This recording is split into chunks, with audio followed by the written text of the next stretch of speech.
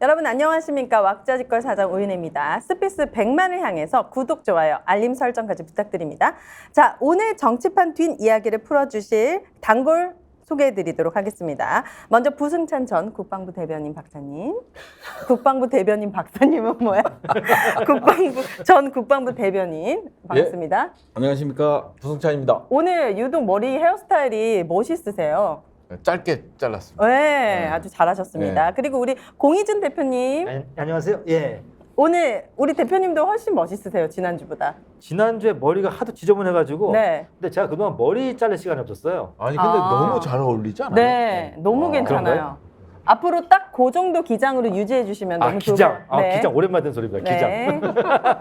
그리고 지금 막 도착한 안진걸 소장님도 지금 막 도착하셨기 때문에 여러분들이 1분만 기다리시면은 우리 안진걸 소장님도 만나보실 수 있습니다. 오늘 정말 이분 이야기를 안 할 수가 없어요. 아시죠? 자칭 핵 인싸이시기도 하고 무슨 말 한마디마다 모든 언론에서 대서 득필이 되기도 하는데 한동훈 장관의 여의도 등판 카운트다운이 시작되었다. 네, 라고 하는데 어서 오시죠, 네 소장님. 네, 하하하. 안녕하십니까. 네, 이렇게 추운데 이렇게 땀을 흘리세요, 이분은. 더우세요? 서울의 봄 전두광. 네. 그다음에 검찰의 봄 어. 윤석열 한동만 생각하면 네. 자다가도 열이 나고요. 아, 예, 한겨울에도 땀이 납니다. 이거는 진짜 예. 그거 해야겠다. 피해 보상 청구해야겠네, 그럼요. 진짜. 그놈들 때문에 건강이 많이 상했습니다. 전신 건강이. 지금 한잔하고 오신 건 아니잖아요. 예, 맥주 한 잔 먹었죠. 봐봐. 텐션 올리려고. 그렇군요. 역시 오늘도 실망시켜드리지 않는 우리 예, 안진걸 그럼요. 소장님 함께해 주셔서 텐션 올리기 감사합니다. 위해서. 좋습니다. 오늘 한동훈이 여의도 등판 카운트다운이 시작되었다. 아시죠? 이거 다 빈각이에요. 진짠가? 예, 진짜. 진짜군요. 자, 한동훈 장관의 먼저 오늘 질의응답이 있었는데 영상 한번 보고 와서 이야기 나눠보도록 하겠습니다.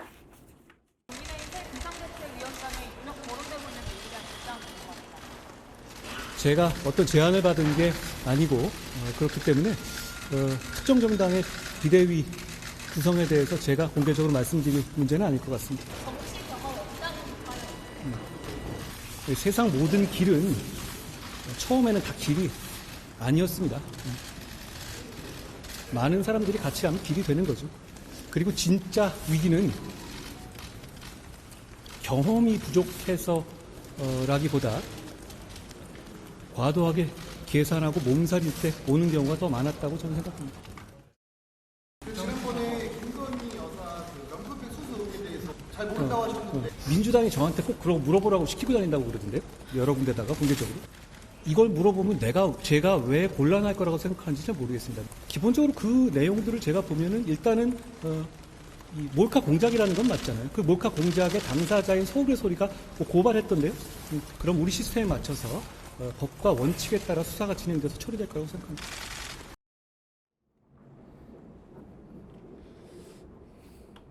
네.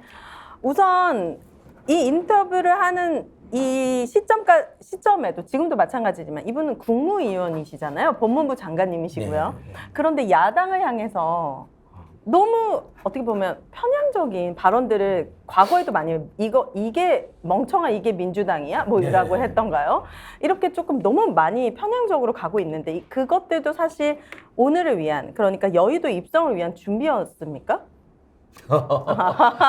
일단은 저는 오늘 또 굉장한 이혼과 불법 저질렀다 생각하는데요. 네. 근데 이제 국민의힘에서 비대위로 할 거 뻔히 알면서도 본인 연락이 없다. 거짓말 너무 쉽게 합니다. 자, 국민의힘에서 비대위원장으로 경론을 붙일 정도면요. 아무리 후진 정당도 당사자한테 일주일 전쯤엔 다 물어봅니다. 왜냐면 저렇게 해서 비대위원장으로 모셨는데 본인이 거절하면 어떻게 돼요? 그 다음 아니 망하겠죠. 막 경론을 했어. 막 일주일간 한 달간. 그래서 부승찬 선생님 우리 비대위원장을 모시기로 했습니다. 부승찬 위원장이 연락을 했어. 네. 부승찬이 단칼에 난 국민의힘 안 들어가. 니들은 서울에 보면 전두광 후예들이잖아. 어디 특재정권의 후예들이 네. 그 당시 민정당사 자금을 그대로 지금 국민의힘당 당사 자금으로도 갔다는데 네. 나는 거절이야. 그러면 어떻게 되겠어요? 그러니까 한동훈은 지금 자기는 연락받는 거 없다고 이야기했잖아요. 거짓말입니다. 사실은 다 미리 물어보죠. 우산이 있느냐고 결정 날 수도 있다라고. 네. 두 번째 과도하게 몸살이는 게 문제가 된다. 결국 국민의힘 내에서 자기를 비판하는 사람들을 저렇게 디스를 하는 겁니다. 국민의힘 내에서 논란이 있어요. 그러면 국무위원이 네. 제가 여당 내 논란에 대해서는 언급할 처지가 안 됩니다. 보통 이야기하죠. 네. 근데 디스를 하잖아요. 대놓고. 민주당에 대한 디스도 모자라서 이제 윤석열, 김건희를 맞고 국민의힘까지 과도하게 몸살인 사람들. 많은 정보로 헷갈리는 사람들이 문제라 이야기. 자, 그 다음에 명품백 물어보니까 네. 지난번에 기자들이 물어봤을 때 지가 대답 못해갖고 지가 잘못한 거잖아요. 몰랐다는 거짓말. 맞아, 잘 모르겠습니다. 언론 보도 없어서 몰랐다. 당시 이미 언론 보도 꽤 있었어요. 거짓말 했어요. 네. 그러니까 기자에 물어보니까 그 기자를 모욕 주는 거 아니야. 민주당이 질문해라고 시켰다던데. 시키고 다닌다고 그러던데요. 네. 내가 뭐 이거에 대해서 말 못할 자신 있습니까? 하면서 자, 그 기자가 민주당이 시켜서 했겠습니까? 그러니까요. 다 그렇게 보이나? 예. 그리고 민주당이 제가 시킨 걸 본 적이 없어요. 민주당은 오히려 이 이슈가 역풍이 있을까 봐 네. 가만히 있었어요. 기자들한테 질문해라 호소한 건 접니다, 저. 기자님들 뭐 하십니까? 이거야말로 기자들 물어야 되는 거 아닙니까? 하고 사방팔방에서 매불쇼에서도 제가 막 소리 지르고. 근데 지금 포인트는 몰카 공작이라고 그다음에 단정진 여기까지만 하고 문제. 이제 제가 다른 그러니까. 두 분이 워낙 대단해. 네. 그다음에 그래서 김건희 여사가 이래서는 안 된다는 말 한마디 나와야 되잖아요. 보통 네. 그러잖아요. 네. 의례적으로라도 아무리 자기가 모시는 상관이나 그 저기 오야부흥이다 하더라도 보통은 그런 이야기 하죠. 네. 그 정도는 안 됩니다. 근데 김건희 씨에 대해서는 한마디 없고 몰카 공작. 소리를 몰카 공작이라고 부르고 그건 잠입 그 미국에서 허용되는 잠입 취재 탐정 취재 방식이거든요. 아주 취재가 완벽하게 막혀 있는 특수 권력자의 불법과 비리 그리고 그런 불법과 비리가 아주 심각했을 거라고 추정됐을 때 그것을 확인하기 위한 네. 일종의 탐정 취재를 한 거고 아니 몰카 공작이라는 게 어떻게 카톡으로 저기 다 입증이 명품 됐죠. 사진을 맞아요. 보여주니까 그때만 냉큼 들어가는 게 어떻게 공작이 됩니까? 그러니까 MBC에서 방금 안재건님 나왔다고 스픽스에서는 이제 그만 좀 짧게 보고 싶다고 하셔가지고 어쨌든 몰카 공작은 잘못된 거다. 김건희를 고발하고 왔거든요. 네, 예, 바쁘십니다. 자, 우리 부승찬 대변인님 어떻게 생각하십니까? 오늘 한동훈 법무부 장관의 발언들에 대해서 느끼신 바 일단 궁금합니다. 짜증나죠. 짜증난다. 일단 짜증나고 관심을 갖는 거 자체가 짜증나잖아요. 이 사람에게. 네. 네. 그리고 한동훈은 다 알다시피 관종이잖아요. 굉장히 네. 즐기는 것 같아요. 네, 그럼. 관심 종자고 즐겨요. 좋아해. 그러니까 아까 그 법사위 들어가면서 한 얘기가 뭐냐면 7분 정도 시간이 있다고 하면서 오. 이제 그런 즐기는 모습들이 그냥 고스란히 나오잖아요. 네. 그리고 본인이 국무위원이라는 거를 망각하고 있는 거예요. 완전 망각하신 것 같아요, 이분은. 망각하고 있고 네. 그래서 화면에 비치는 게 국민들에게 스트레스와 짜증을 주는 거죠. 네. 그래서 일단은 뭐 이 발언 내용은 원래 그랬던 사람이기 때문에 네. 발언 내용에 대해서는 뭐 제가 뭐 가타부타 얘기 안 해도 다 알 거라고 보여져요. 하지만 네. 이 사람이 하는 행동 중에 가장 우려스러운 건 뭐냐면요. 일단 정당 정치의 실종. 네, 그동안 그래도 뭐 권위주의 국가에서부터 시작해서 우리 헌정사의 정당 정치가 이 심각한 굴곡 속에 있었지만 잘 유지되어 왔죠. 네, 그래도 지금 잘 유지되어 왔는데 네. 그냥 정당 정치를 일거에 무너뜨리는 사람이 나타나는 거예요. 그러니까 네. 즉 말하자면 뭐 본인은 아바타가 아니다. 누구한테 맹종해 본 적이 없다. 이런 표현을 쓰는데 결국은 권위주의 국가에서나 있을 법한 얘기를 하는 거거든요. 네. 특검을 의회에서 다수당에 의해서 통과된 특검을 악법이라고 그러고 네. 그다음에 경호 대통령실 이전으로 인해서 경호에 문제가 생긴 네. 그거를 공작이라고 그러고 네. 그러니까 자기네 잘못은 절대 인정을 안 하는 그런 파렴치 범위에 불과하다라는 생각이 들고요. 저는 한동훈이가 꼭 비대위원장에 들어갔으면 좋겠어요. 오히려? 제발 국민의힘이 한동훈을 비대위원장을 꼭 만들어줘라. 좀 그게 이제 국민의힘이 꼬꾸라지는 거고 국민들이 제대로 된 평가를 할 수 있는 길이기 때문에 좀 국민의힘은 새롭게 네. 태어나야 된다. 물론 민주당도 마찬가지겠지만 하지만 국민의힘은 한동훈을 비대위원장으로 만들어서 네. 반드시 꼬꾸라져야 된다. 근데 궁금한 게 있습니다, 공 대표님. 예. 한동훈 장관이 비대위원 뭐 장 후보에 오르고 예. 막 이런 얘기들이 많이 있는데 국힘의원들 중에 대다수는 되게 찬성하고 예. 그리고 특히 허은하 의원님 같은 경우에는 보석을 너무 일찍 꺼낸 것 같다 하면서 굉장히 열광하는 모습도 보이는데 사실 국회의원 아니 그 국민의힘 의원들 입장에서는 정말 굴러온 돌이잖아요. 예. 한동훈 장관 같은 경우에는 어떻게 이렇게 안 좋은 소리가 비판의 목소리가 이렇게 약한 거죠? 실제로는 지금 국민의힘의 비주류 의원들은 어떤 반응이냐면요. 실제로는 반대하는 목소리가 더 많은데 보통 이제 대변인이 주류에 속하지 않습니까? 대변인이 친윤이다 보니까 네. 친윤 성향의 대변인이 실제로 의원총회나 어떤 그 연석회의 결과를 왜곡되게 알리고 있다는 게 불만이고요. 네. 두 번째 뭐냐면은 국민의힘 같은 경우는 이제 주류들이 초선 의원이에요. 영남 지역 초선 의원인데 물론 지금의 민주당도 비슷한 게 있습니다만은 네. 국민의힘의 초선 의원들의 특징이 있어요. 다들 인생 이모작인 분들이에요. 이모작, 삼모작인 분들인데 이모작. 국민의힘 분들이 일모작, 이모작 농사를 어떻게 성공했냐면은 네. 위에 사람 눈치 잘 봐서 한마디로 평생 동안 맹종하는 삶을 사신 분이거든요. 네. 그러다 보니까 일단은 용산 대통령실에서 한동훈이라면 거기에 대해서 찍소리도 못하는 거고 그리고 저는 지금 한동훈 장관이 네. 제가 보니까 굉장히 좀 흥분 상태인 것 같아요. 너무 좋아서의 의미인가요? 아무튼 좋든 나쁜 흥분 상태인데 관심이 많이 와서. 이건 제가 즐겨 쓰는 비유입니다만은 네. 지금 한동훈 장관의 정신 상태가 네. 옛날 98년도 멕시코 월드컵 경기 때 네. 한국 멕시코전에서 선제골 넣은 하석주 선수의 그런 멘탈이에요. 저분이 이제 조만간 상대방 선수에게 쓸데없는 백태클합니다. 네, 그런 하석주 멘탈이에요. 선수가 한 골 넣은 다음에 네. 기분이 좋아가지고 네. 땡땡클에서 퇴장당하는 아, 바람에 진짜요? 3대1로 졌죠. 3대1로. 아, 진짜? 아, 참 그때 그 하석주 선수 멘탈 같아요.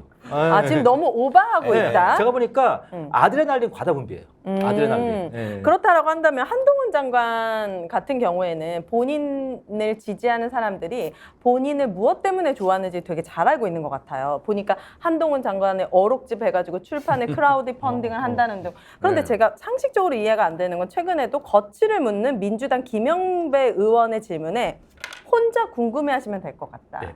이런 얘기를 했어요. 그러니까 뭐 아까 뭐였죠? 멍청아 이게 민주당이야. 이것이 민주당이야 스투피드 멍청아라고 했죠. 그 제가 이런 말씀 드리긴 뭐한데 네. 저는 요즘에 한동훈 장관을 보면은 네. 여성 연예인이 생각나요. 어떤 거 누구요? 저는 한동훈 장관이 지금 보면은 여성 연예인이 연상되는데 여성 연예인. 어떤 분이냐면 서인영 씨나 솔비 씨. 너무 그런 분- 솔직하고. 아니 그러니까 어떻게 보면 그런 분들이 보통 약간 싹수 없음 그런 걸로 좀 성공하신 분들이잖아요. 직설적이고. 네, 그러니까 어떻게 보면 지금 한동훈 장관 그리고 이제 제가 어떤 생각이 드냐면 제가 이제 보통 메시지를 쓰는 사람인데 네. 한동훈 장관이 오늘 쓴 메시지는 음. 본인이 쓴 것보다 어떤 기획사에서 써준 것 같아요. 기획사에서 써준 것 같은데 제가 네. 그 기획사는 정치 기획사보다는 연예인 프로모션하는 기획사에서 받아온 것 같아요. 그 멘트가. 그래요? 전 그래서 어떻게 보면 지금 한동훈 장관의 조 멘트는 그 어떻게 보면 그 정당 진출을 준비하는 국무위원 멘트가 아니라 네. 연예 토크쇼에서 상대방 디스하는 게 캐릭터인 그러한 분들의 캐릭터. 그러니까 이거는 멘트예요. 저도 되게 직설적인 편이지만 네. 너무 예의가 없고 국무위원이 네. 야당이면 또 국민들을 대표하는 의원에게 혼자 궁금해하셔 약간 조롱하고 비꼬는 듯한 말투인 거잖아요. 네, 그렇죠. 근데 이런 것들이 처음이 아니란 말이에요. 근데 왜 민주당 내부에서는 이런 부분에 대해서 한동훈에 대한 대응을 처음부터 좀 잘못했죠. 사실은 이렇게 했어야 했거든요. 완전히 제압할 주마됐으면 제압할 거리를 가지고 완전히 제압을 하거나 그게 얼마나 많았습니까? 그 아니면 거리들이. 저 사람이 그냥 언론에 인사검증 다 실패하고. 언론에 나오는 걸 즐기고 조롱을 즐기는 사람이니까 장관 아예 안 부르면 돼요. 차관만 부르면 돼요. 장관 한동훈이라는 장관이 있어? 꺼져. 차관 나와. 아예 그래서 장관이 안절부절하게 말을 못하게 제압이 안 될 것 같으면 말싸움에서 질 것 같으면 네. 그냥 상대방 꼬리 잡아갖고 예를 들면 서울 양평 고속도로 수사 안 합니까? 그러면 의원님 집 앞에 고속도로 뚫리면 수사해야 됩니까? 뭐 진짜 그랬어요? 그랬잖아요. 그리고 지지세 의원이 10분간 브리핑에서 이렇게 문제가 많았는데 와. 장관님 그래도 이게 수사가 안 된다고 생각합니까? 그래서 왜 저에게 구체적으로 물어보십니까?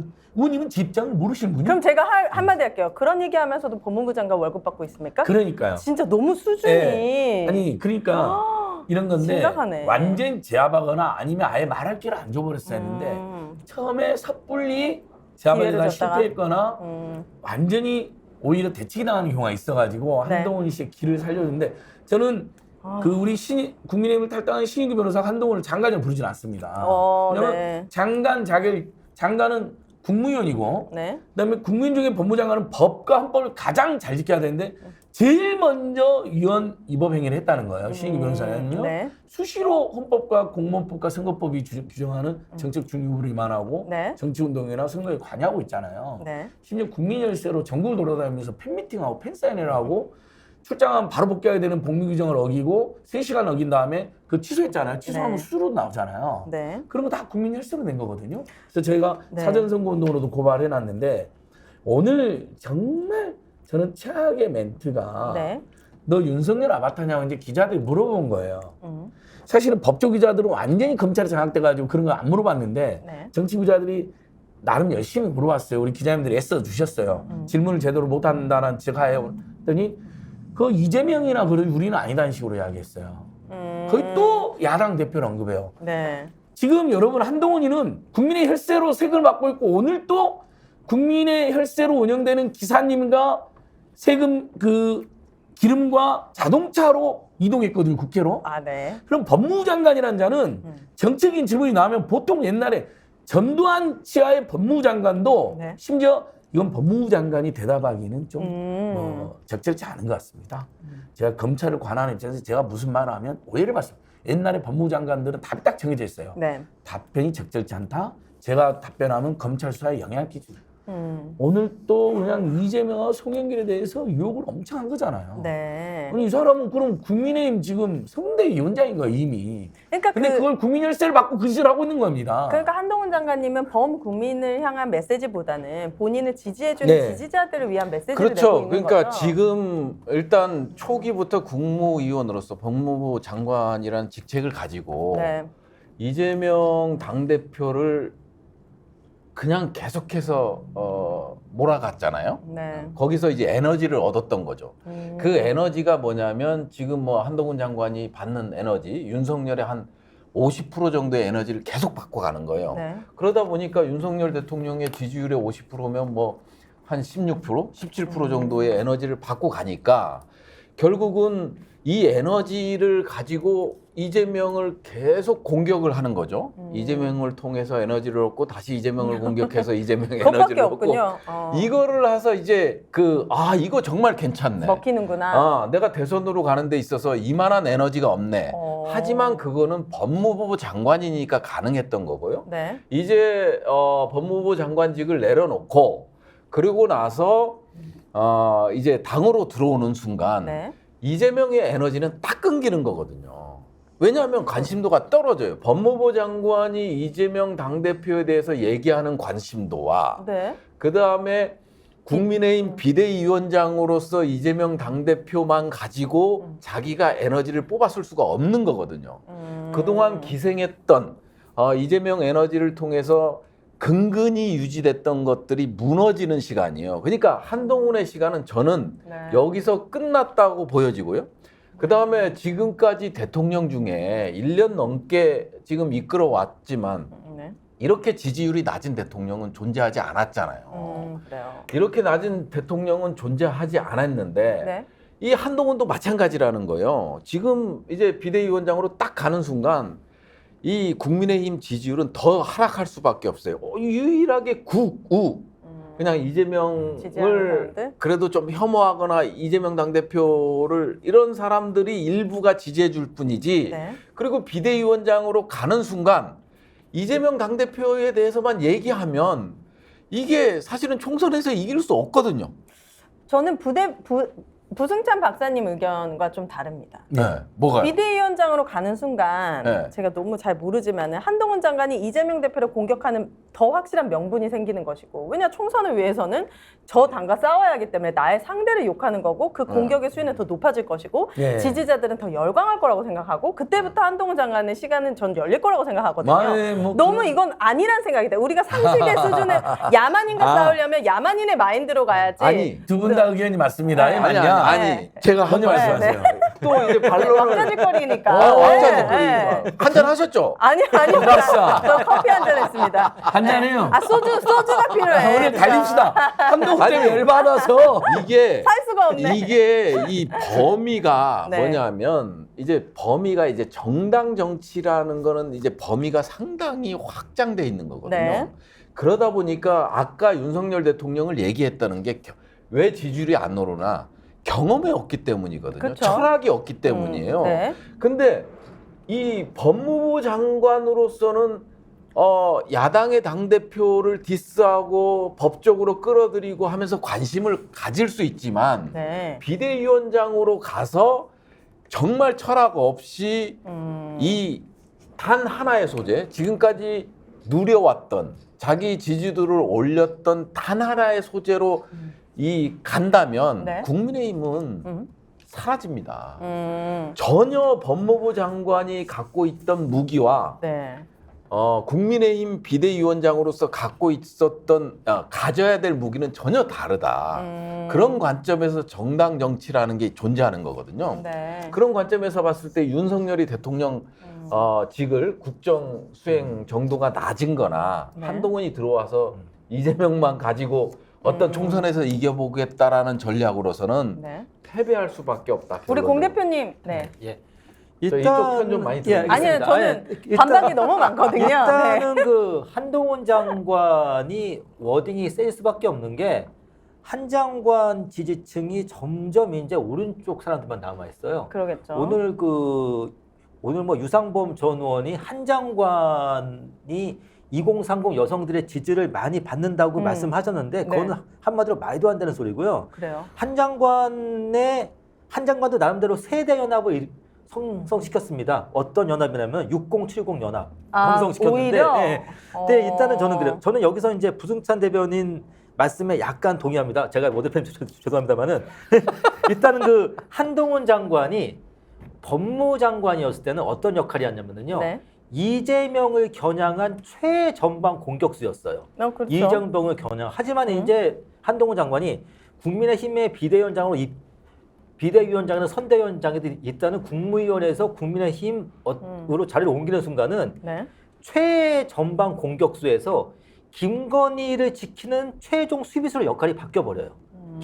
자세히 보시면은 보통 젊은 네티즌들이 쓰는 단어 중에 우리가 보통 버튼 눌린다는 표현이 있잖아요. 네. 오늘 제가 보니까 한동훈 장관이 버튼 눌렸어. 김건희 여사 얘기만 나오면 사람이 갑자기 발작을 하는 거예요. 버튼 갑자기 눌렸죠. 거의 알레르기 반응을 네. 일으키는데 제가 보니까 한동훈이 결국은 당에 투입되는 목적은 저기 야당을 겨냥한 공격수가 아니고 여사님을 지키는 일종의 사수대구나. 최후 사수대다. 그렇기 때문에 한동훈 장관도 자기가 자기가 현재 갖고 있는 마지막 탄약을 지금 다 소모해야 된다. 어차피 이제 당에 자기가 입당하는 순간부터는 오로지 아침에도 여사님 지키고 점심에도 여사님 지키고 저녁에도 여사님 지키는 것밖에 할 일이 없거든요. 네. 맞습니다. 네. 그래서 아니 사실은 우리 오윤혜 선생님이 이제 옛날엔 정알못으로 유명했는데 점점 정잘못으로 가고 있어요.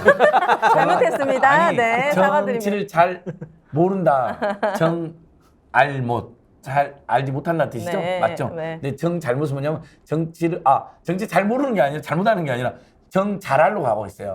정치를 잘 알아요. 그 상당히. 설명을 이렇게까지 길게 하면 이 귀한 1분에 지금 그래서- 이런 쓸데없는 설명에. 그래서 사실 한동훈이 날개를 달고 막 이제 욕을 하겠죠, 이제. 네. 더 하겠죠. 네, 더 하겠죠. 왜냐하면 이미 위헌 위법 상태에서도 했는데 위헌 위법의 족쇄를 벗으니까 근데 역설적으로 그럴수록 설득력이 떨어지게 되는 거예요. 왜냐하면 법무부 장관은 검찰 행정의 최고 책임자인데 또 검찰 수사 정보를 가장 많이 하는 자니까 굳이 사건에 대한 보고를 받으면 안 되는 보고도 받아가면서 막 돈봉투에서 부스럭거리는 돈봉투에서 부스럭거리는 소리도 들렸습니다. 여기 계신 의원 20명은 공범들 아닙니까? 여러분들 돈 받지 않았습니까? 막 징그러워요, 이러고 진짜. 다녔잖아요. 자꾸 성대모사네.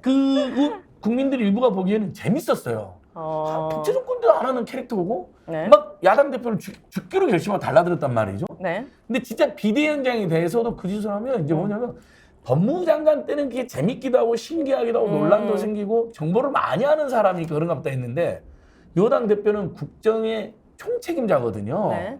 근데 맨 이재명 총리가 욕만 하고 있으면 한심한 일이 되고요. 지금 여당도 뭐 국정에 대한 무슨 얘기를 합니까?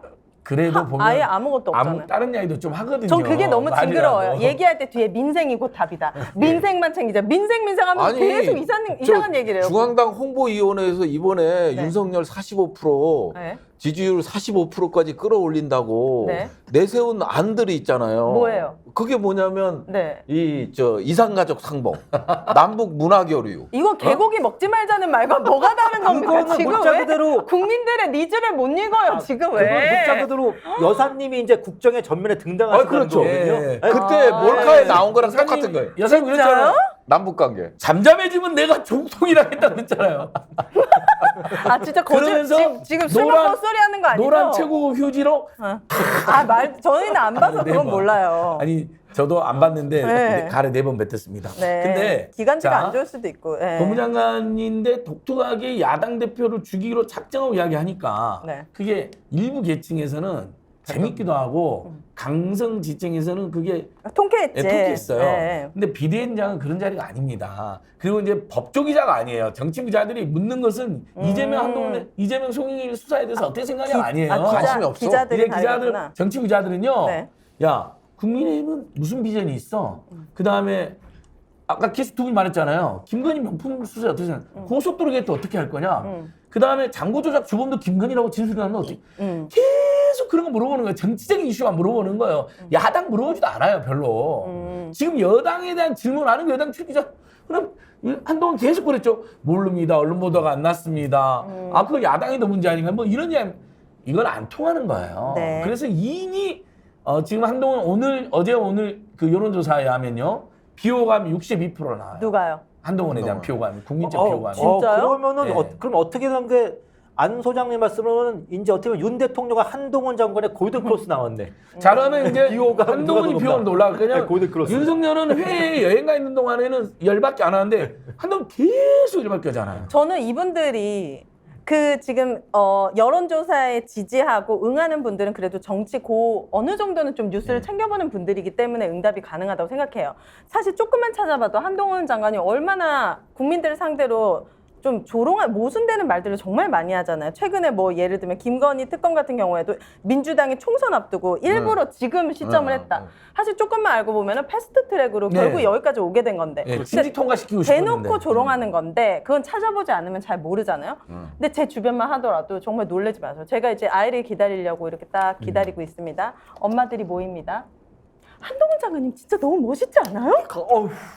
그러니까 뉴스를 1도 안 보는 그런 분들이 그런 젊은 엄마들 사이에서는 이 한동훈 장관이 시원하고 통쾌하고 그래서 제가 너무 어이가 없어서 어디서부터 잘못됐는지를 말할 수가 없잖아요. 이게 사실 시작이 그렇죠. 어떤 점이 멋있어요라고 물어보면 너무 강남에서 살고 많이 배웠고 윤석열보다는 뭔가 희망이 보이고 원래 귀족이라서 김건희는 너무 천박한데 이 사람은 아닐 것 같고 막 부인도 막 집안 자체가 대대로 그러니까 정치를 아예 관심 없는 분들에게는 그리고 보수를 지지하면 자기가 부자가 될 것만 같은 그런 또 분들도 있잖아요. 그런 분들에게는 한동훈은 이준석을 약간 상쇄시키는 이준석이 좀 나이가 젊고 좀 그런데 한동훈도 어쨌든 윤석열 대통령보다 젊으니까 그런 호감을 갖는 분들이 있어요, 현실에. 그러면 제가 약간 좀 고급스럽게 지금 정보를 제가 좀 약간 한번 띄워주겠습니다. 네. 윤석열 대통령이 아도왕이십니다. 아더? 아도왕이고 아더왕. 그리고 이제 김건희 여사가 기네비아 왕비고요. 네. 그리고 이제 한동훈 장관이 란슬롯인데 네. 결국 어떻게 되냐? 기네비아 왕비와 란슬롯이 약간의 썸씽이 있다고 생각한 아도왕 때문에 그 셋 다 망합니다. 아니 저는 실제 그 영화에서 그런 아도왕 전설이 그렇게 됐나요? 원탁의 기사 그래요. 원탁 기사 그렇게 돼 있잖아요. 그러니까 영화에서도 그랬던 것 같은데 그렇죠? 그러니까 너무 안일하게 가면 안 된다. 한동훈 네, 장관이 비대위원장 되면 국힘을 알아서 자폭하고 폭망할 것이다. 이거 마인드 자체가 저는 예. 절대 총선을 오히려 민주당이 폭망하는 길이라는 생각이 들거든요. 아니 아주 중요한 지적해 주셨는데요. 한동훈이 가지는 장점이 있죠. 네. 왜냐하면 어쨌든 윤석열, 김건희는 아니잖아요. 그렇죠? 네. 윤석열, 김건희의 아바타이지만 윤석열, 김건희는 아닌 거예요. 사람으로서는 어쨌든. 맞아요.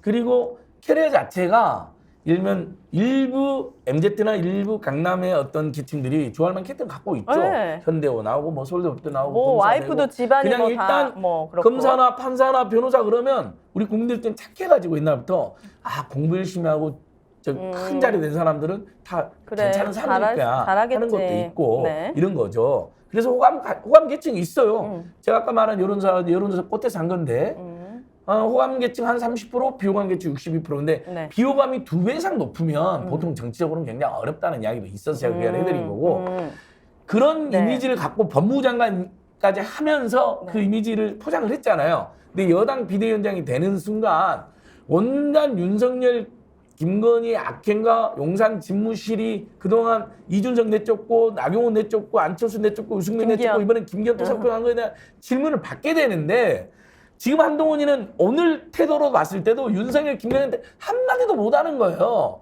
그 한마디 못할 때 하는 사람들의 말이 법과 원칙대로 수사한다는 거예요. 한마디도 한 사람은 없잖아요. 국회에서. 김기현 대표도 한마디도 못했잖아요. 아무도 못했는데 아무도 못했지. 그나마 한동훈이 뭐 깐족깐족 야불야불 막 뭔가 이야기하는 분위기인데 그 한동훈이마저도 아무 말 못하는 걸 보는 순간 네. 아 저놈은 더하구나 쟤는 아무것도 아니었구나 하는 게 국민들에게 이제 호감 같은 계층에도 깨지게 된다는 거예요. 자, 그럼 앞으로 보세요. 윤석열 김건희는 한마디 못할 겁니다. 김건희 특검법 얘기해 보도록 하겠습니다. 구원투수 한동훈, 김건희 특검법에 대해서 독소 조항이 너무 많고 그리고 지금 하필 이 타이밍에 하는 거는 말도 안 된다. 민주당의 약간 정치 공작식이라는 얘기를 했습니다. 그러면 이제 어떻게 보면은 대통령실에서 거부권을 행사할 수 있는 약간 명분이라든지 그런 뉘앙스를 풍기게 된 건데 아니 어떻게 보시나요? 오늘은 명확히 한동훈이가 얘기한 게 대통령실의 오다겠죠. 네. 아니 뭐저 윤석열과 김건희의 이제 복심을 그 한동훈의 입을 통해서 전달이 되었다. 네, 전달이 된 거잖아요. 특검법은 악법이라고 그랬잖아요. 네, 악법. 악법을 어떻게 통과시킵니까? 그럼 당연히 거부권 그거 행사를 하겠다라는 거죠. 네. 근데 이제 거부권을 행사하게 되면 이제 국민의힘도 이제 공천 시스템으로 들어가 있잖아요. 지금 공천 경쟁 쪽으로 네. 이제 들어가 있기 때문에 그런 상태에서 거부권을 행사했을 때 네. 여기서 뛰쳐나올 사람들이 너무 많다. 어디 뛰쳐나온다는 말은 뭡니까? 아니 이제 국민의힘에서 공천권 탈락한 사람들 한동훈이가 와서 비대위원장 와서 이제 휘젓고 다닐 거 아니에요. 네. 그리고 윤석열 대통령이 오다를 받아서 필요한 곳곳에 자기 사람들을 심을 수밖에 없잖아요. 네. 왜? 윤석열은 지금 남의 칼을 가지고 지금 국가를 운영하고 있었어요. 그러다 보니까 누구를 안 치든 마음에 안 든 거야. 그러니까 김기현도 날리는 거고 나경원 날리는 거고 유승민 날리는 거고. 그래서 그나마 제일 복종심이 뛰어난 김기현을 썼었는데 이거 보니까 이거 김기현도 아닌 거야. 네. 그러면 진짜 나의 완벽한 복심, 복심은? 추종자, 아바타 얘를 내려보내서 국민의힘을 접수하고 총선에서 결국은 많은 득표를 하지 못하지만 우리 사람들로 채워서 네. 이거를 가지고 거부권을 행사하게 되면 결국은 이게 어디로 이어지냐면요. 저는 윤석열 탄핵으로 간다고 봐요. 국민의힘도 상당히 많은 부분이 저 한동훈의 어떤 공천권 행사에 문제 제기를 할 수밖에 없고 그러면 거기서 살아남은 사람들이 결국은 이제 윤석열 탄핵 쪽으로. 그럼 타이밍이요. 예. 그러면 공천 이후에 거부권 행사에 대한 타이밍이 있는 겁니까? 거부권 이후에 공천이 이루어지는 겁니까? 이건 이렇게 돼 있어요. 이제 12월 27, 28일 통과되잖아요. 네, 그럼 김건희 거부권은 기한이 정해져 있잖아요. 얼마큼이요? 2주 이내인가 하게 돼 2주 있어요. 이내. 그럼 1월 초쯤에 하겠죠. 네. 한동훈이가 비대위원장이 되고 기다렸다는 듯이 분명히 당의 요청이라는 모양새를 띌 거예요. 이미 한동훈이랑 윤석열, 김건희 짠 거죠. 네. 그렇죠. 부승찬 박사님 진짜 말씀 잘했는데 믿었던 김기현이가 보니까 흔들리거든요. 네. 얘가 배신할지도 모르겠거든요. 네. 그래서 한번 시험해봤죠. 너 당대표만 하고 의원직은 사퇴하지 마. 출마하지 마. 출마하지 마. 그랬더니 김기현이가 내가 그동안 대통령 부분에서 얼마나 했었는데 네. 제 마지막 소원이 대표직을 안 하고 의원이 되는 건데 저한테 의원을 대지 마.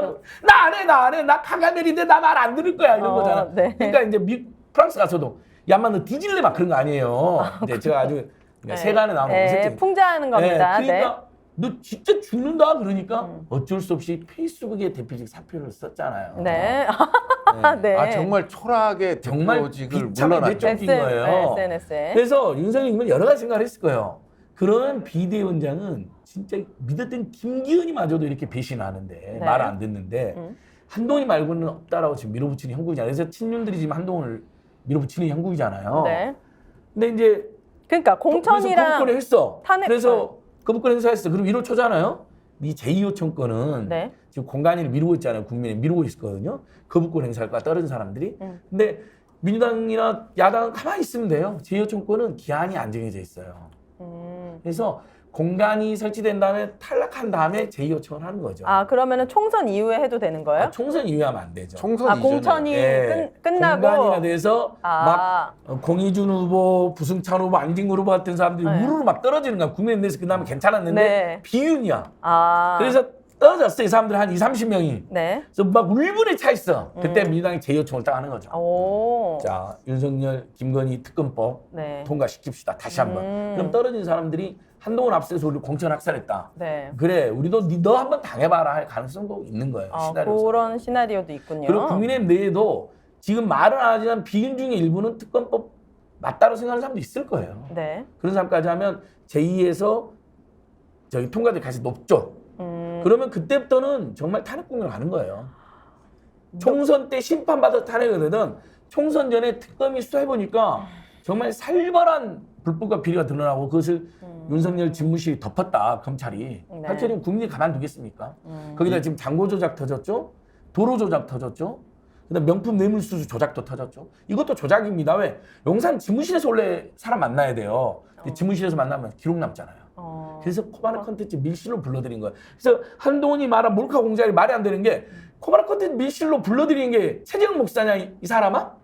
네. 김건희가 불러들였거든요. 네. 만나기로 그리고 명품 약속을 뇌물 했죠. 보고 낼름 돌아오는 사람이 최재형이냐? 그러니까 한동훈이는 이게 대해서 답을 못해요. 앞으로도요. 알겠습니다. 계속 몰카 공작이란 말만 할 거예요. 네. 이게 그 한 가지 주목해야 될 점은 결국은 국민들의 70%가 거부권 행사를 하지 말아야 된다고 하는 네. 여론이 있잖아요. 그쵸? 그러면 서울 경기의 국민의힘 의원들이나 이쪽 수도권 의원들은 상당히 흔들릴 가능성이 그쵸? 높아요. 네. 왜냐하면 거부권을 행사하는 순간 자기의 어떤 목숨이 위태로워지는 거거든요. 네. 그럼 국민적 저항이 일어날 테고 결국은 진짜 과반 이상이 민주당으로 쏠림 현상이 나올 수 있는 거거든요. 네. 그렇게 되는 순간 과반이 뭐예요? 하여튼 그 이상이 쏠림 현상이 나올 수 있기 때문에 결국은 국민의힘 지금 현직 의원들도 네. 이 특검법에 대해서 제 개인적인 앞에서는 얘기 못하지만 이 특검법에 대해서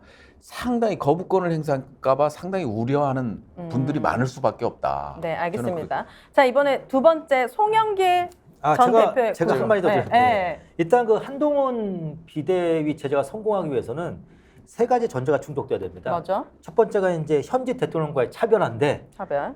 그 오늘 한 장관이 김건희 여사에 대한 결사 옹위의 네. 뜻에 피력한 결과 그러니까 현재 한동훈 장관의 현실은 어떠냐면은 윤 대통령과의 차별화는커녕 제가 한번 예를 들어보겠습니다. 한동훈 비대위원장에 취임한 다음에 제일 먼저 할 일이 어떤 거냐면요. 박근혜 전 대통령, 이명박 전 대통령 예방이에요. 거기서 그렇잖아요. 한동훈이 자기가 수사해서 감옥에 넣었던 박근혜와 이명박을 차례로 만나서 덕담을 나누는 광경. 그건 하나의 코미디잖아요. 코미디죠. 그렇다면 어떻게 보면 한동훈은 윤 대통령과의 차별화는커녕 기존에 있던 박근혜와 이명박의 구태 이미지까지 자기가 다 덮어쓰게 돼 있습니다. 그리고 이제 두 번째가 그리고 이제 여당 비대위원장은요 민생 경제에 대한 어떠한 비전을 줘야 되는데 동시에 약간의 서민적 감수성을 보여줘야 되는데 네. 한동훈 장관이 경제에 대해서 뭐 알겠습니까? 더욱 이겁니다. 한동훈 장관이 서민적인 좀 풍물을 좀 내비치고 싶어도 네.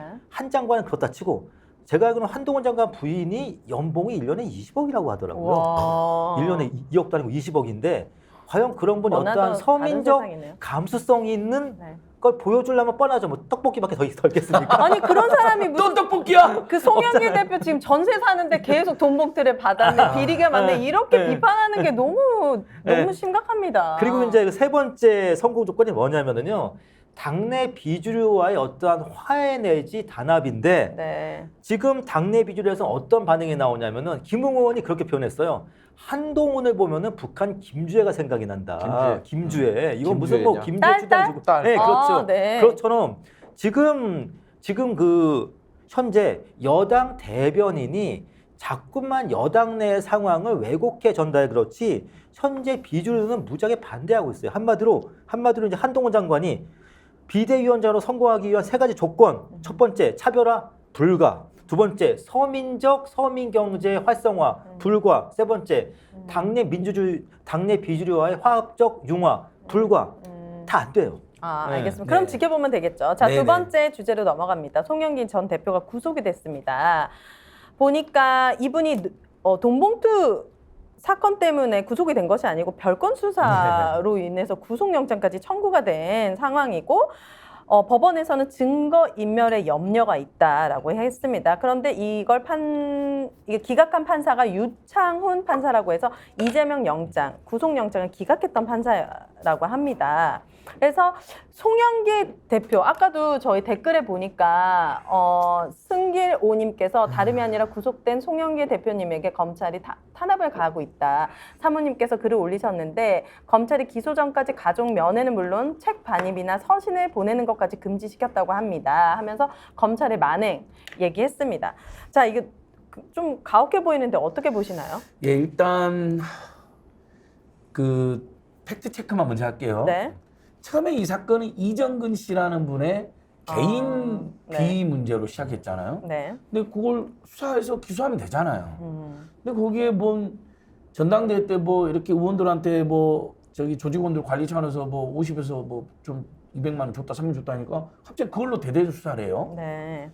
근데 거기에도 송영길이 지시했거나 송영길이 보고받았다는 증거나 진술이 하나도 없어요. 네. 그럼 말아야죠. 송영길 수사를 할 게 아니었던 거죠. 근데 프랑스에 가서 공부하고 있고 교수까지 하고 있는 사람을 마치 국기문란이나 된 것처럼 불러들였어요. 맞아요. 뭐 당장 들어와 수사받아라 했잖아요. 맞아요. 그래서 송영길은 어쨌든 당대표 선거에서 불거진 어쨌든 일이니까. 부조리한 문제니 책임지고 탈당도 했어요. 정치 책임도 지고 귀국됐고 다 포기하고 그랬더니 이제는 수사를 해달라, 기소해달라, 다른 사람 괴롭히려 했더니 부르지도 않아요. 8개월 만에 겨우 소환했는데 알고 봤더니 핵심은 또 다른 별건. 별건에서 시작해서 또 다른 별건으로 와가지고 네. 먹고 사는 문제연구소에 후원한 사람들이 다 불법 정치한다 몰아간 거예요. 그런데 그러니까 별건에 네. 별건으로 간 거고요. 네. 그걸 100건에 압수수색을 한 겁니다. 100건이요? 네, 100여 건에. 그래서 그 과정에서 정말 검찰이 얼마나 또 모진 압박을 했는지 한 분이 숨지기까지 했어요. 극단 선택됐어요. 이게 정말요? 그분이 확인됐어요. 그분이 송영 대표님을 아주 좋아하는 분이라는데 검찰이 하도 불러들여서 아마 또 압박을 했겠죠. 네. 추정건데 이런 사건입니다. 자, 도주 우려는 없죠. 네. 재발로 들어왔고 여러 번 자발적으로 수사해달라고 그랬으니까 증거인멸도 100번을 압수수색했는데 무슨 증거인멸 우려. 증거인멸 우려로 되는 게 참고인들한테 전화했다는 거예요. 근데 당연히 원래 참고인은 말 그대로 참고인이잖아요. 네, 공범도 그렇죠. 아니잖아요. 검찰이 뭐 어떻게 괴롭혀? 뭘 물어봐? 이거 물어보는 거 당연한 거 아닌가요? 네. 제가 변호사한테 물어봤어요. 다 물어본대요. 참고인들한테 원래. 공범한테는 연락할 때 조심스럽지만 네. 참고인한테 물어볼 수 있다는 거예요. 네. 근데 그게 지금 구속 사유가 됐는데 그 판사님이 이재명 대표를 기각한 다음에 엄청난 공격을 받았잖아요. 국민의힘이라든지 네. 그 세력으로부터. 그래서 마치 그러면 전 대표는 영장을 발부함으로써 그냥 공격을 피해가고 균형적인 듯한 모양새를 갖춘 거 아닌가 하는 네. 깊은 우려를 가지고 있습니다. 그다음에 지금 검찰이 20일 동안 면회도 가족 면회도 변호인 면회도 안 시켜줬다는 식으로 나온 거거든요. 네. 그 사모님이 지금 오늘 글을 썼던데 송영길 TV에 이것도 제가 심각하게 대응할 내용이죠. 아, 그렇죠. 중요한 건 먹고 사는 연구소에 먹사연. 예. 여기에 돈이 정치 자금으로 쓰였다는 증거가 아예 없음에도 불구하고 지금 구속영장이 청구가 된 그 거예요. 먹고 사는 문제연구소는 독립법인입니다. 네. 제가 그 구조를 잘 아는데 여러분 싱크탱크가 이렇게 소득공제를 받는 기부금 소득공제를 받는 단체가 되면 두 단계를 거쳐야 돼요. 네. 일단 정부나 국회에 등록이 돼야 되고요. 뜻 있는 단체로. 그것도 까다로워요. 두 번째는 소득공제나 기부금 공제가 그 세액공제가 되려면요. 국세청과 기재부 허락을 또 받아야 돼요. 그리고 회계를 다 투명하게 공시해야 돼요. 네. 그러면 거기 원하는 사람들은 평화 먹고 사는 문제 연구소를 그건 한 거예요. 물론 송영길 대표가 주도적으로 활동하니까 송영길 대표를 보고 후원하는 사람도 있겠지만 네. 그런 싱크탱크는 정치인들 주변에 수천 개가 있었어요 그동안요. 근데 이걸로 구속시킨 사람은 없어요. 근데 이게 저는 지금 이 댓글에도 야수라님에게도 되게 답답한 것이 보세요. 한동훈 장관 20억 연봉 받는 게 뭐가 제일 멋있다라고 하십니다. 한동훈 장관 보니까 그때 무슨 세금 아끼려고 위장 전입하시고 송영길 대표나 이재명 대표만큼 몇백 건 압수수색하고 털었을 때 별건 수사까지 다 하면 아무것도 안 나올 자신 있으면 그때 그렇게 그렇죠. 얘기를 하는 게 맞는 거죠. 아니 20억 벌 수 있죠 야수님. 당연하죠. 그런데 그렇게 부부가 부자인데 세상에 그 자동차세 채권 아끼려고 그러니까요. 서울에서 경기도로 그 100만 원이 아꼈대요. 네. 그런 나 교육 목적으로 그 이장제미 하는 사람들 차라리 이해가 된다니까요. 근데 부자가 100만 그런 비열한 짓을 한 사람이 남의 티끌에 대해서는 태상처럼 이야기하는 거에 대해서는 여러분 이건 상식적인 진보 중도 보수를 떠나서 진짜 네. 조국 장관 아들이 아들이 아버지한테 전화한 거 지금 난리 났었잖아요. 업무방해라고. 근데 그 교수가 그게 무슨 죄냐고 지금 나왔잖아요. 미국 교수가. 네. 한동훈 장관, 한동훈 씨는요. 비대에 오면 깨질 게 또 있는데 네. 장관 따님은요. 앱 경연대에 자기가 만들어서 내야 되는데 200만 원 주고 사서 냈습니다. 털면 자, 수두룩하게 나올 겁니다. 자, 진짜. 아버지한테 전화하고 네. 아빠 이거 어떻게 생각해? 이것이 더 큰 죄예요. 네. 아니면 지가 내서 경연대에 내야 되는데 200만 원 주고 사가지고 내갖고 준우승 했거든요. 네. 그리고 스펙에 고스란히 들어갔겠죠. 뭐가 더 큰 죄입니까? 한동훈 씨 한번 답해보세요. 경중을 따질 수가 없어요. 그런데 이렇게 수사 방식이 너무 편중되어 너무 기울어져 있다라는 예. 것은 문제인 건 맞아요. 그 한동훈 장관이 오늘 김건희 특검법을 왜 악법이라고 규정했냐면은 도이치모터스 주가 조작이 주된 수사지만은 다른 별건 수사도 가능한 법이라고 이렇게 규정했거든요. 그렇죠. 예, 예. 문제는 뭐냐면은 이게 이것도 일종의 자기가 다른 사람 별건 수사를 하면 그거는 착한 별건 수사고 자기네가 다 하면 나쁜 별건 수사인데 전 그래요. 어떻게 보면 한동훈 장관이 전 그렇습니다. 정치인이 큰 정치인이 되려면은 일관성이 있어야 돼요. 한마디로 모든 별건 수사는 다 나쁘다. 내지 모든 별건 수사는 불가피하다. 이렇게 가야 되는데 요거는 요 별건 수사는 좋은 거, 요 별건 수사는 나쁜 거. 한마디로 이제 OX 변경이 너무 많다는 거예요. OX 네. 변경이. 저는요. 네. 뭐 우리는 이제 군사 독재를 경험했잖아요. 그러면 이제 소리 소문 없이 잡아가서. 예. 저는 경험하진 못했거든요. 경험했을 때 그 공포감이 엄청나죠? 아니 저는 그때 이제 뭐 사고 날 게 있었으니까 뭐 그 정도는 아니었는데. 공부를 잘하셨어. 아니 그게 아니고. 네. 근데 이제 우리가 이제 역사나 이런 것들을 회고록이나 이런 걸 보면 군사 독재에서는 결국은 소리 소문 없이 데리고 가서 그리고 이제 고문하고 그래서 이제 박종철 같은 분도 이제 나오고 한 거였죠. 네. 근데 지금은 뭐냐면 똑같은 행태인데 이제 물리적 고문이 아니라 수사라는 거를 가지고 딱 이 사람을 지정해요. 그러니까 이 독재 정권에 맞서는 사람들 네. 해서 일명 이 사람들을 완전히 탈탈 털은 거죠. 탈탈 털어서 죄가 없더라도 보기 좋게 검찰이 만들어내는 거예요. 만들어내서 이거를 맞지. 딱 사법부에 올리는 거예요. 그러면 판사도 이제 법리 해석을 할 때 결국은 이 검찰이 준 이런 공소와 관련된 내용만 보고 판단을 하기 때문에 네.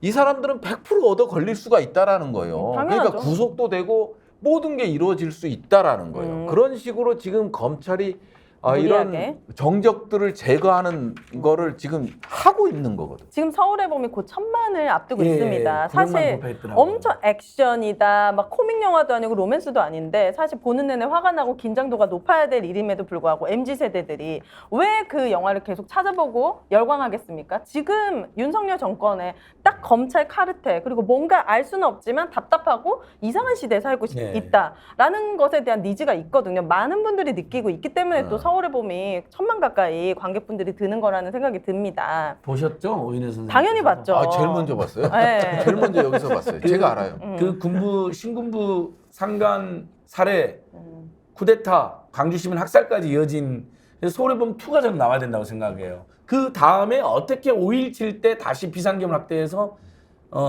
광주 시민은 수백 명 학살하고 수백 명이 실종 상태를 만들었는지 네. 저는 김성수 감독이 반드시 서울의범 2를 만들었으면 좋겠고요. 네. 서울의범 그 다음에 이제 MZ 세들이 하나를 알게 된 거잖아요. 신군부 세력에 이 정치 검찰 쿠데타 세력들에게는 특수회가 있다는 걸 알았으면 좋겠어요. 특수회. 윤석열 한동훈이 만든 특수회. 회. 특수부 검사들이 완전히 검찰 장악하고 정권까지 찬탈한 지금 사건. 그래서 모임 이름은 하나는 아닐 겁니다. 모르겠어요. 지들끼리 성례례가 있는지는. 네. 근데 윤석열 특성상 분명히 뭔가 이름도 지었을지도 몰라요. 그리고 제가 한동훈 장관은 또 하나 묻는 게 뭐냐면요. 자, 윤석열이 검찰 중앙지검장 검찰총장한테 돈봉도 엄청 뿌렸거든요. 그 연말하고 명절 때 특활비 불법 부당해서 우리가 고발했는데, 자 여러분 함께 물어봐 주세요. 한동훈 장관, 나중에 이제 정치인 되면 한동훈 씨, 윤석열이 좀 돈봉도 받았어 안 받았어? 이거 기자들이 물어볼 겁니다. 네. 윤석열이면 분명히 지 부하들 조직관리차원에서 돈봉도 엄청 썼거든요. 네. 청계산장에서 소고기 1,000만 원어치 먹었고. 1,000만 원이에요. 확인된 것만. 그건 확인됐잖아요. 그렇게 쓸 확인됐어요. 거면 특활비 다 없애야죠. 없애야죠. 우리 국민의 기밀 세금을. 수사에만 써라고 그래서 영수증 남기지 말아 했더니 명절 떡값, 그다음에 지말 잘 듣는 애들 수고비, 상여금, 쇠고기 값으로 그걸로 쓴 게 수십억에 달합니다. 그럼 윤석열 특성상 한동훈한테 줬을까 안 줬을까요? 지금 검찰총장 이원석 어디서 민주당 돈봉 사건에 입을 열어? 지는 최소 70만 원 받은 거 확인됐어요. 네. 국민 열세로 받은 거예요. 민주당은요, 누가 기부한 거 가지고 나눠가졌어요. 선거운동이나 자본봉사를 챙겨라고. 물론 대의원들은 줬다면 그것도 문제가 되는 거예요. 저도 네. 그건 문제라고 생각하고 다시는 그런 일 안 했으면 좋겠어요. 네. 그리고 송영길 대표도 그것이 정치화법 위반이면 책임지겠다고 했잖아요. 사과도 했고. 네. 근데 더 심한 국민 혈세로 네, 그럼- 이원석 검찰총장 70만 원 받았어요. 그것만 확인했는데 한 번 받았을까요, 이원석이가? 왜냐하면 이게 여러 차례 주거든요. 네. 중앙지검장이나 검찰총장이 지 마음에 드는 세력들한테. 네. 그럼 이원석, 한동훈 저는 많이 받았다고 봅니다. 저는 보통 정치권은 전당대회 때만 그래도 몇십만 원 오가는데 검찰은 항상 전당대회 분위기 같아. 거기는 1년 역시 또 정서분석. 1년 300씩. 정서분석. 저기서 보니까 검사 될 걸 그랬어? 거기는 맨날 전당대회. 그리고 또 저는 정서분석을 해줘요. 정서분석. 그리고 저는 이게 한동훈 장관이 지금 자꾸만 이렇게 야당을 상대로 강공을 펼 수밖에 없는 게 이게 문자가 들어 한동훈 비대의 목적이 뭐냐면은 본질 호도예요. 본질 호도인데 윤석열 정부가 지금 실패하는 원인이 세 가지입니다. 이건 뭐 많은 분들이 지적한 겁니다만은 첫 번째가 수직적 당정 관계예요. 완전히 여당이 용산 출장소된 수직적 당정 관계고, 두 번째가 극우적 국정 운영 기조입니다. 지금 보세요. 사방이 뉴라이트야. 다 뉴라이트고, 그리고 이제 세 번째가 김건희 리스크인데, 한동훈 장관은 법무장관으로서나 그리고 이제 곧 취임할 비대위원장으로서나 수직적 당정관계, 극우적 국정운영 기조, 그리고 김건희 리스크, 이 세 가지 중에서 단 한 가지도 해결할 의지, 능력 없습니다. 이게 뭐 특활비는 저는 개인적으로 필요하다고 봐요. 그게 어디에 쓰이느냐의 차이인 것 같고, 이제 그게 이제 권력을 유지하고 어떤 사조직을 만들고, 권력 내에서 사조직을 만들고, 그런 행태들을 윤석열 정부 검찰들이 보여줬단 말이에요. 그래서 다른 나라들을 비교해 보더라도 뭐 미국의 CIA나 뭐 우리의 국정원이나 이런 걸 보면 차이점이 있어요. 뭐냐면 왜 미국에서는 이 검찰이나 정보기관이 특활비를 제공하면서도 별 문제가 안 생기느냐 하면요. 거기는 아무리 비밀이라는 뭐 목적 때문에 이 특활비 세목이 공개되면 이게 비밀이 누설된다라는 이유를 달아서 한국 같은 경우는 총액만 공개하거든요. 특활비가 얼마다 총액만 공개해요. 검찰도 그렇고 국정원도 그런데, 미국은요.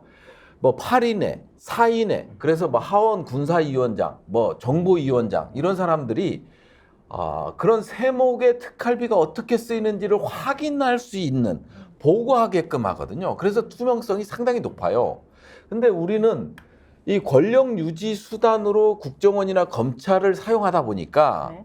미국식을 반만 가져와요. 그래서 돈잔치를 하는 거예요. 지금도 국정원이 그게 이루어지고 있는 거고 검찰이 이루어지는 거거든요. 근데 사실은 이런 정보 활동이나 검찰에서 어떤 수사를 하는 데 있어서 자금은 필요하죠. 네. 근데 누군가는 통제해야 된다. 그 통제를 받지 않고 하고 있다. 네. 상당히 비민주적으로 사용하고 있다는 게 문제가 아닌가. 네. 그래서 반드시 이번에 검찰의 특활비나 뭐 이거 국정원 얘기할 건 아니지만 국정원의 특활비도 네. 이 사용처라든지 이런 것들을 반드시 확인하고 넘어갈 필요가 있다 이번 기회에 저는 그런 생각을 해봐요. 저는 부르찬 대변인 말씀드리니까요. 우리나라 검찰의 사실상 정신 세계는 자유당 시대에 멈추는 것 같아요. 그때 보통 선거할 때 고무신 선거, 막걸리 선거였잖아요. 그러니까 어떻게 보면 한국 검찰은 마인드는 고무신 검찰, 막걸리 검찰 그 시대예요. 고무신 주면 좋아하고 막걸리 주면 좋아하는 검찰인데 일단은 이렇습니다. 물론 특활비는 필요합니다만은 방금 쇠고기 1,000만 원 말씀하셨는데 전 그래요. 액수도 문제지만은 1,000만 원 정도면 소 한 마리 잡았다는 거잖아요. 네. 어디 사와서처럼 일단은 현재 그렇습니다. 검찰을 통제할 수 있는 기구가 없어요. 예, 검찰 하나의 독립적인 그러니까 이거예요. 검찰의 독립성이 보장되는 건 맞는데 거기에서의 독립성은 검찰이 어떠한 공정하고 객관적으로 수사하라고 독립성인 거지 검찰이 모든 국민의 통제나 아니면 의회의 어떠한 감시에 벗어난 건 아니거든요. 때문에 지금은 검찰이 하나의 국가 위에 국가가 된 것 같아요. 국가 위에 국가가. 네. 자, 오늘 채팅방에서도 여러 가지 이야기가 오가고 있는데 사실 저도 생각한 이상의 나라를 경험하는 것 같아요. 윤석열 후보가 대통령이 된 이후에 어떻게 될까? 사실 우리가 이렇게까지 망가질 거라고는 상상은 못했잖아요. 그런데 또 뭐 보니까 여기 채팅 안에서도 뭐 이재명은 욕설을 했다. 근데 우리가 생각이라는 게 있으면 한번 생각을 해봤으면 좋겠어요. 자기 부모를 욕해서 욕을 한 사람과 매일 내 삶을 힘들게 해서 매일 욕 나오게 한 사람 중에 어떤 사람을 내가 대통령을 뽑아야 될지는 내가 지능이 있다면은 생각을 하면은 판단할 수 있는 거고 성숙한 시민이라면은 그 사람에 대한 어떤 생각을 우리가 토론하고 합의하고 맞춰가는 과정인 건데 미성숙하고 진짜 야욕이 가득해서 양심을 저버린 집단들이 정부 중심에 들어오다 보니까 상식을 갖고 있는 사람들이 그들과 싸우기에는 지금 계속 지잖아요. 싸움 자체가 안 되는 거예요. 그렇기 때문에 전략을 진짜 제대로 세워야 된다. 왜냐 대다수의 성숙한 우리 시민들은 싸움에 이기는 것도 중요하지만 결국 이 윤석열 정부가 다 싸질러 놓은 똥 우리 국민들이 다시 또 치워야 합니다. 그렇기 때문에 이 과정에서 정치가 절대 실종되면 안 되고 정치하시는 분들이 꼭 민심을 읽어서 반드시 좀 현명하고 지혜롭게 잘 싸워주시길 부탁드립니다. 저 지금 네? 진심 존경해. 지금 취하셨어요. 아니요. 저도요. 맥주 한 잔밖에 안 먹고 왔어요. 이게 아니 아니, 오 사장님 멘트 거의 뭐 출사표 수준인데 거의 뭐 출마 선언 수준인데 댓글에 이재명 네. 대표님 비판한 분들의 의견도 경청을 해요. 네. 왜냐하면 그런 엄연한 여론이 있어요. 네. 저는 이재명 대표님이 진짜 더 노력해야 된다 생각해요. 어쨌든 슬픈 핍진한 가정사 때문에 욕설 사태가 있었지만 네. 그거에 대해서 불쾌하게 생각하고 불편하게 생각하는 여론이 있거든요. 네. 그러면 틈남 내면 양해 구하고 그때 이런 상황이었고 네. 그래도 다시 한번 미안하게 생각한다. 그것이 매일 나를 네. 욕 나오게 하는 대통령을 네. 뽑을 일이냐고요. 그렇죠. 그러니까 제 말이 그거예요. 그래서 오 사장님 비교가 너무 대단하다. 그건 그거고 또 지적도 하세요. 네. 저도 이재명 대표님 비판할 때 많은데 이재명 대표 왜 국민이 못해요? 할 수 있죠. 네. 다만 지금 집권은 이재명이 하고 있는 게 아니고 윤석열, 김건희, 한동훈이 하고 있고 네. 그자들이 집권하자마자 고속도로 갑자기 휘고 잔고 조작의 주범인데 수사를 안 받고 네. 공공지구에서 그렇게 무조건 핸드폰도 뺏어가잖아요. 네. 저번에 뉴스타파 기자님들 봉직부자 만나서 핸드폰도 뺏어갔대요. 윤석열 처남이라는 유만한 핸드폰 3번 영장 기각하고 네. 이런 일이 100주년이나 이제 벌어지고 있는 거잖아요 지금. 네. 그리고 법무부 장관의 자는 입만 열면 민주당 전현희 대표만 욕을 하고 있어요. 수십 년 전 사건도 어떻게 기억도 잘해. 근데 최근에 벌어진 한동훈, 윤석열, 김건희 비리만 물어보면 네. 그 지난 정부에서 수사에서도 문제 없었던 거 아닙니까? 매 말투가 이런 식이야. 네. 그걸 저한테 물어보십니까? 그렇게 성대모사 좀 안 했으면 예, 안 좋겠어요. 할게요. 이제 안 할게요. 힘들거든요. 그리고 네. 힘들게 해서 네. 오 사장님의 분노를 아니요. 저는 분노를 하면 싸움에 이길 수가 없기 때문에 우리 이성적으로 알겠습니다. 돼야 되고 이성적으로 오늘 이제 알겠습니다. 왁자지껄 화요일 편은 오늘이 마지막입니다. 더 좋은 프로그램으로 스픽스가 거듭나기 위해서 목요일에 마지막 방송이니까 목요일 방송까지 사랑해 주시고 저는 이제 오늘까지. 아니 그리고- 그래도 계속 하셔야죠. 아니요. 사장님을 좋아하는 분이 많습니다. 자, 그렇다라고 한다면 이제 스픽스가 계속 좋은 프로그램을 만들어내야 한다면은 광고가 또 필요합니다. 바로 더 착한 보험부터 시작하도록 하겠습니다. 저희 스픽스에서 보험 점검 전문 업체 더 착한 보험을 소개합니다. 이름처럼 더 착하고 착하게 점검하고 설계해 드린다고 하니 믿을 수 있는 업체인 것 같습니다. 더 착한 보험을 통해 보장을 유지하는 쪽으로 리모델링 해보면 어떠실까요? 자동차, 화재, 건강보험 등 모든 보험의 상담이 가능한 더 착한 보험, 저희 스픽스에서 강하게 추천합니다. 문의 전화는 1644-16366이고 일과 시간 이후에도 010-7612-3303으로 연락 주시면 됩니다. 24시간 예약 남겨주시면 연락드린다고 합니다. 필요하면 전국 어디든지 무료 방문 상담도 가능하다고 하니까 이번 기회에 내 보험이나 가족보험 한 번씩 무료로 상담받아서 점검해 보시는 거 추천해 드립니다. 그리고 자, 두 번째 광화문 살롱 유기농 쿠키 세트입니다. 여기 지금 드시고 계시죠? 광화문 살롱에서 유기농 밀가루로 만든 광화문 살롱 쿠키 세트 9가지 종류의 쿠키로 구성되어 있고 총 43개의 쿠키를 한 상자에 담아서 드립니다. 스픽스 구독자들을 위한 특별 이벤트 16% 할인된 가격 3만 원이고요. 쿠키는 화요일, 목요일에 정기 배송이 됩니다. 그래서 택배 발송까지 2, 3일 정도 소요될 수 있다는 점 참고 부탁드립니다. 더보기 링크 또는 스픽스몰에서 광화문 살롱 쿠키를 검색해 주시면 되겠습니다. 자, 그리고 마지막 광고는 최고급 양말을 스픽스에서 출시했습니다. 꼭 도와드려야 할 광고입니다. 오로지 스픽스의 번성을 믿고 품질 최고의 국산 양말을 만든 분의 이야기인데요. 울산 유승진 사장님의 이야기입니다. 혼신의 힘을 다해서 만든 최고 품질의 스픽스 양말, 우수한 품질임에도 여전히 재고가 있다고 하기 때문에 연말 양말이 필요하신 분들은 스픽스 스포츠 양말 특별히 1+1 19,000원에 6켤레 드린다고 합니다. 굉장히 가격은 좋은 것 같습니다. 스픽스몰에서 꼭 애용해 주시기를 부탁드립니다. 네. 이거 스픽스 최고급 양말이었습니다. 여기 양말 이름이 있는 줄 알았는데.